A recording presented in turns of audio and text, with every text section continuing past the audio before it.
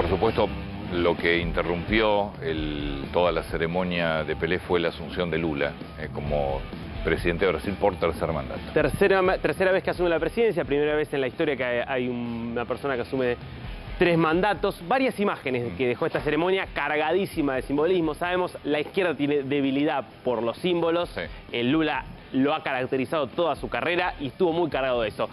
Esta es una de las imágenes, el Rolls Royce que lo llevó primero hasta el Congreso, porque primero juró ante el Congreso. Un simbolismo raro para la izquierda, el Rolls Royce. Bueno, eso es más algo, vamos a decir, esto tiene más que ver con la tradición histórica de los presidentes. Es el Rolls Royce con el que suelen ir los presidentes brasileños por lo que es la explanada de los ministerios. Recordemos, Brasilia es una ciudad diseñada para ser capital, para ser el centro del poder político, judicial, legislativo. Diseñada está todo presente ahí. Y para moverse solo en auto. Esta es otra de las imágenes que dejó, ¿no? La gran cantidad de gente. Se calcula que 300.000 personas, todos de rojo. Obviamente los bolsonaristas con esto se hacían un festín, porque vieron que Bolsonaro, el símbolo que adquirió fue la bandera de Brasil. Y todo, ¿vieron? Se viene el comunismo, todos de rojo. Bueno, ese corre del PT, el Partido de los Trabajadores, y obviamente ya sin necesidad de disimular, digamos, la identidad del PT, mucha gente, obviamente muchísima gente, por supuesto muchísima gente. Operativo de seguridad. Fíjate, este es un arma para bajar drones, específicamente. Pero ¿por qué esa...? Qué rara la forma, ¿no? Es específicamente diseñada para bajar drones. No hubo necesidad de utilizarla, pero fue precaución. Un hombre fue arrestado, un hombre de 31 años, tenía un cuchillo y explosivos, medio pirotecnia más que una bomba, pero había mucha preocupación después de lo que había pasado el sábado anterior, de la semana pasada, cuando un hombre arrestado con explosivos de verdad dentro de un camión cisterna que quería hacer volar Brasilia. No pasó nada, por eso inclusive lo veíamos la imagen de antes ante el Congreso. Primer discurso fue justamente ante el Congreso, donde él juró, donde habló, como vos un poco venías comentando, hizo un diagnóstico catastrófico de la situación de Brasil. Desde lo económico yo creo que hay bastante exageración, es lo lógico, digo, como suele ocurrir en el presidente que asume, tiene que destruir de alguna manera lo que hizo el presidente anterior para... el nivel de agresividad que fue la campaña, porque la verdad que fue brutal. Que fue brutal la campaña en Brasil, planteando mucha, obviamente, la situación, con una situación económica que la verdad es que es bastante estable. Hay algunos desequilibrios, es verdad, pero... Esta es una imagen, perdón, que también dejó el diputado que estuvo sosteniendo una Biblia, todo la ceremonia sosteniendo una Biblia, es un capitán de la policía militar que, bueno, se declara como ex-gay, una cosa muy particular, pero que tiene un discurso muy fuerte, bien de derecha y que, lógicamente, quiere apuntar contra Lula.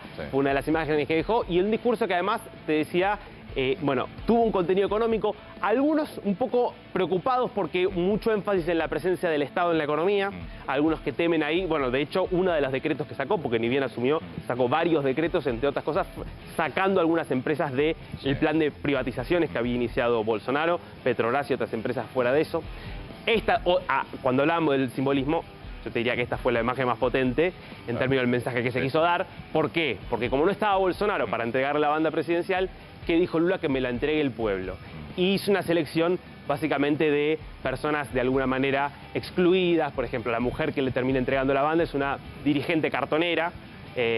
No sé si una Grabois brasileña, pero algo parecido en el sentido de que es una dirigente cartonera de muchos años. Había un hombre con parálisis cerebral, un nene negro afrodescendiente, bueno, un poco ciertos sectores de alguna manera desclasados, perjudicados, que quiso escenificar que era quienes le estaban entregando el poder. Después el momento en el que llora, primero siempre la imagen de Yanja, su esposa, sosteniéndole el discurso. También eso se vio el día que ganó las elecciones, en su discurso, leyendo y sosteniendo el curso. Bueno, eso es cuando hablaba de la pobreza en Brasil, de cómo había aumentado la pobreza.